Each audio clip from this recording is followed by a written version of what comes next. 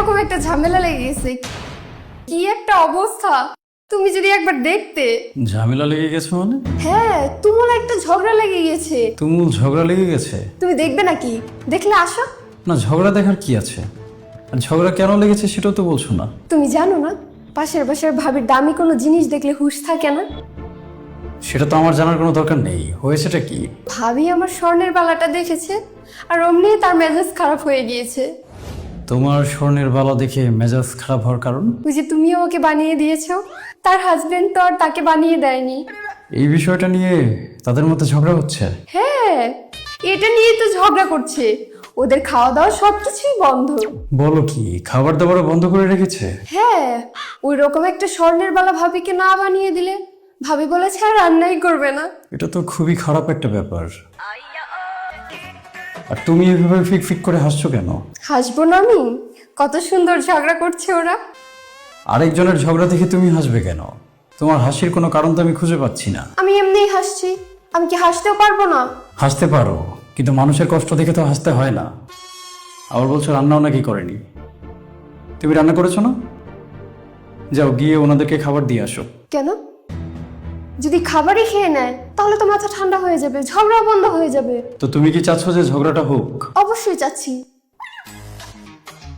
এইরকম ঝগড়া কি সচরাচর দেখা যায় নাকি? বছরে 2-1বার দেখা যায়।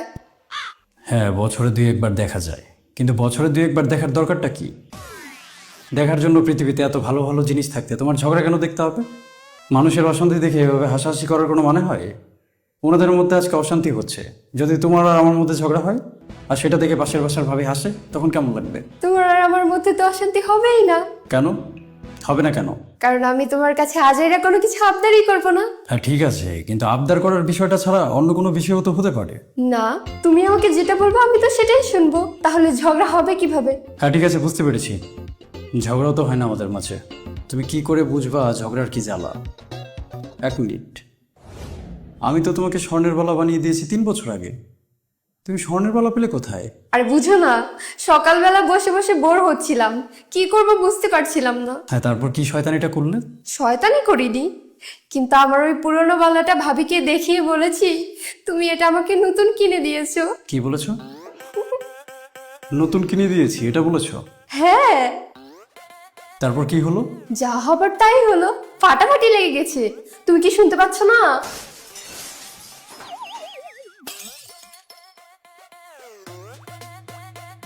এই যে তুমি এরকম একটা অশান্তি লাগিয়ে দিলে, কাজটা কি তুমি ঠিক করেছো? এখানে আমার দোষটা কি বলো তো? ভাবির লোভ বেশি, এর জন্য ভাবি ঝগড়া করছে। ওনার লোভ বেশি, আর তুমি যে তাকে দেখিয়েছো। হ্যাঁ দেখিয়েছি, তাতে কি হয়েছে? দেখালে কি সেটার জন্য লোভ করতে হবে? তো তুমি তাকে এত দামি বালা দেখিয়েছো, একটু লোভ হতে পারে না? হাজার হলো মহিলা মানুষ। আমিও তো একজন মহিলা, আমাকে যদি কেউ এসে এটা সেটা দেখা আমি কি লোভ করব? আমি কি তোমার সাথে অশান্তি করব, ঝগড়া করব, মারামারি করব, খাওয়া দাওয়া বন্ধ করে দিব? দিবা না? কি বললা তুমি? তুমি আমাকে চেনো না? আমি কোনোদিন এসব করেছি? না, সেটা অবশ্য করনি।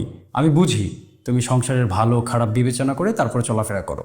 আমার সাধ্যের বাইরে কখনো আবদারও করো না, কিন্তু তারপরও তুমি পাশের বাসায় যে অশান্তিটা লাগিয়ে দিচ্ছ, সেটা কি ঠিক হচ্ছে?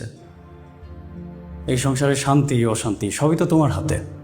তুমি যেমন বুদ্ধিমত্তার সাথে আমাদের সংসারে শান্তি ধরে রেখেছো, তোমার তো উচিত আশেপাশে যারা আছেন তাদেরকে এই বিষয়ে বোঝানো, যাতে তারাও শান্তিতে থাকতে পারে। তুমি সেটা না করে তাদের মাঝে ঝামেলা লাগিয়ে দিচ্ছ। তুমি কেন এমনটা করছো? হ্যাঁ, আমি নিজেরও চিন্তা করবো, আমার মানুষেরও চিন্তা করবো। আমার তো আর খেয়ে দিয়ে কোনো কাজ নেই। খেয়ে দিয়ে তোমার কাজ আছে তো, অনেক কাজ। এই যে জিনিসপত্র নিয়ে গিয়ে মানুষের সংসারে অশান্তি লাগিয়ে দেয়। সেদিন অফিস থেকে ফেরার পথে শুনলাম তাদের মধ্যে ঝগড়া লেগে আছে। নিশ্চয়ই তুমি কিছু করেছিলে। কোন ঝগড়ার কথা বলছো? ওই যে গত মাসে যেটা হলো? হ্যাঁ, সেটার কথাই আমি শুনলাম। সেখানেও তোমার কোনো হাত আছে নাকি?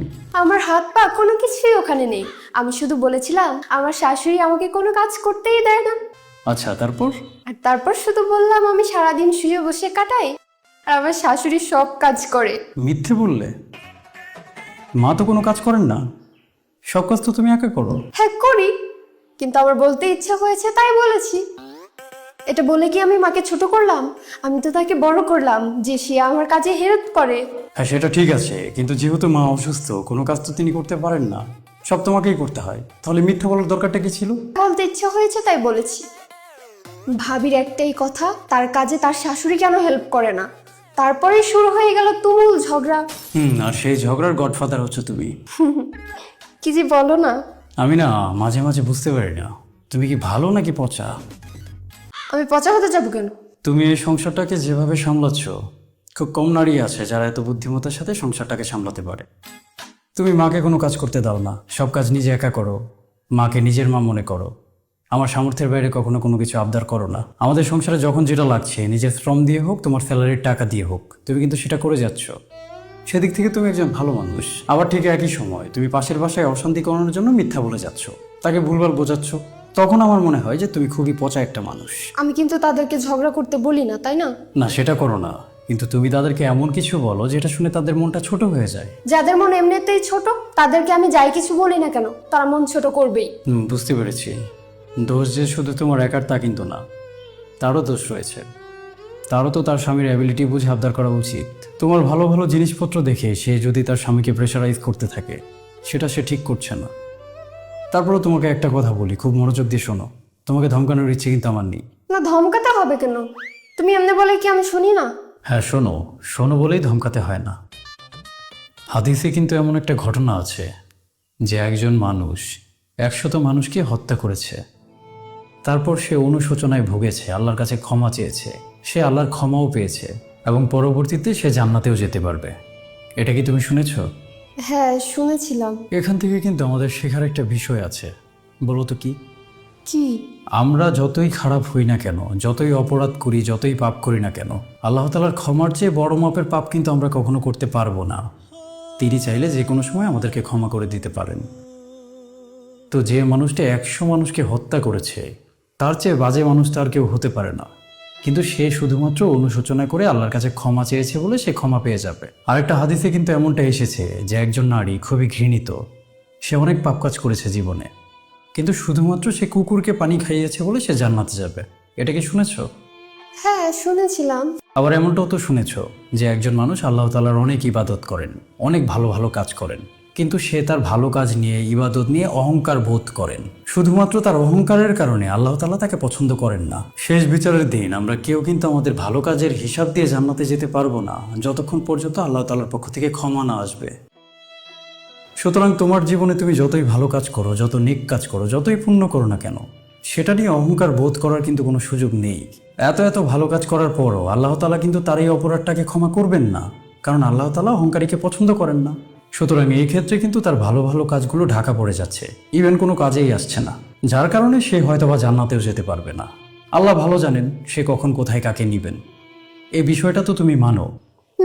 তাহলে তুমি মানুষ হিসেবে এত ভালো, আমাদের পরিবারের কত খেয়াল রাখো, তোমার সমস্ত দায়িত্ব পালন করো, কাউকে কখনো কষ্ট দাও না, এত ভালো গুণ থাকার পরও তোমার এই যে একটা খারাপ গুণ, মানুষের মাঝে ঝগড়া বাঁধিয়ে দেয়া, তারপর সেটা থেকে মজা নেয়া, এমনটাও তো হতে পারে তোমার শুধু এই একটা খারাপ গুণের কারণে তোমার সমস্ত ভালো গুণ ঢাকা পড়ে যাবে।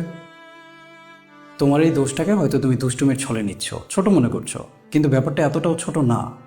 হয়তো শেষ বিচারের দিন তোমাকে এটার জন্যই জবাবদিহিতা করতে হবে। আমার মনে হয় কি, তোমার পাশের বাসার ভাবিকে আরো পজিটিভলি বোঝানো উচিত। তুমি তোমার হাজবেন্ডের সাথে যেভাবে বিহেভ করো, তোমার শাশুড়ির সাথে তুমি যেভাবে বিহেভ করো, সেও যেন তার হাজবেন্ড এবং শাশুড়ির সাথে একইভাবে বিহেভ করে। তাহলে তোমার সংসারে যেমন শান্তি আছে, তার সংসারে শান্তি ফিরে আসবে। তুমি যেমন আমার অ্যাবিলিটির বাইরে কখনো আবদার করো না, মাকে কোনো কাজ করতে দাও না, সব কাজ তুমি একাই করে ফেলো। মা কাজ করতে চাইলেও তুমি তাকে সেখানে হাত দিতে দাও না। একইভাবে তুমি তো পাশের বাসার ভাবিকেও বোঝাতে পারো, সে যেন তার স্বামীকে প্রেশারাইজ না করে, শাশুড়িকে প্রেশারাইজ না করে। তাতে কি হবে বলো তো? তাদের সংসারটা ভালো থাকবে, শান্তিতে থাকবে। আর তাদের সংসারটা শান্তিতে থাকলে আমাদের তো কোনো ক্ষতি নেই, তাই না? তাহলে এমন একটা কাজ, যে কাজটা করলে তোমার নিজের কোনো ক্ষতি হচ্ছে না, কিন্তু আরেকজন মানুষের অনেক উপকার হচ্ছে, তাহলে সেই কাজটা আমাদের অবশ্যই করা উচিত। হ্যাঁ, সেটা অবশ্য করা উচিত। কিছু মাস আগের একটা কথা মনে পড়ে গেল। তোমার বান্ধবীর একটা জামদানি শাড়ি দেখিয়ে ভাবিকে উস্কে দিয়েছিলে, যে শাড়িটা কিনা তোমার নিজেরও ছিল না। হ্যাঁ, ছিল না, বান্ধবীর কাছ থেকে নিয়ে এসেছিলাম, ভাবিকে দেখিয়েছি, তারপর আবার ফেরত দিয়ে দিয়েছি। হ্যাঁ, এই কাজগুলো করে তুমি সাময়িক সময়ের জন্য আনন্দ পেয়েছো। এখন তুমি আমাকে বলো, এই যে সাময়িক আনন্দের জন্য তুমি আরেকজন মানুষের ক্ষতি করলে, এই কাজটা কি তুমি ঠিক করেছো? না, সেটা তো ঠিক করিনি। এমনও তো হতে পারে যে আমার এই সামান্য দুষ্টুমির জন্য সমস্ত ভালো কাজ ঢাকা পড়ে যাবে। এমনটাও হতে পারে এবং এমনটাই হবে, আমারও সেটাই মনে হয়। তুমি পারলে এখনই ভাবির কাছে যাও, গিয়ে তাকে বোঝাও সে যেন তার স্বামীর সাথে অশান্তি না করে। আর পারলে সাথে খাবার নিয়ে যাও, তাদের সবাইকে খাইয়ে এসো। খাবারটা খেলে তাদের মাথাটা ঠান্ডা হবে। হ্যাঁ, আমি এখনই ভাবিকে যা বলার বুঝিয়ে বলছি। তাড়াতাড়ি যাও। আর হ্যাঁ, খাবারটা কিন্তু নিয়ে যাবা। ঠিক আছে, তোমার জন্য খাবার বার আছে, তুমি খেয়ে নাও। আর আমি মাংসের বাটিটা ভাবিদের বাসায় নিয়ে যাচ্ছি। ঝগড়া আরো বেড়েছে, দেখেছো? আমি তাড়াতাড়ি যাচ্ছি। আপনার প্রতিবেশীদের পর ভাববেন না, তাদেরকেও নিজের পরিবারের মানুষ মনে করুন। তাদেরকে ভালোবাসুন, তাহলে আল্লাহ তাআলা আপনাকে ভালোবাসবেন। তাদের বিপদে আপদে পাশে থাকার চেষ্টা করুন, তবে আপনার বিপদে আপদে আল্লাহ আপনার পাশে থাকবেন। তাদের দোষ ঢেকে রাখার চেষ্টা করুন, তবে আল্লাহ তাআলা নিজে আপনার দোষ ঢেকে রাখবেন। সবার প্রতি ভালোবাসা ছড়িয়ে দিন, কারণ ভালোবাসা ছড়ালে কমে না, বরং বাড়ে।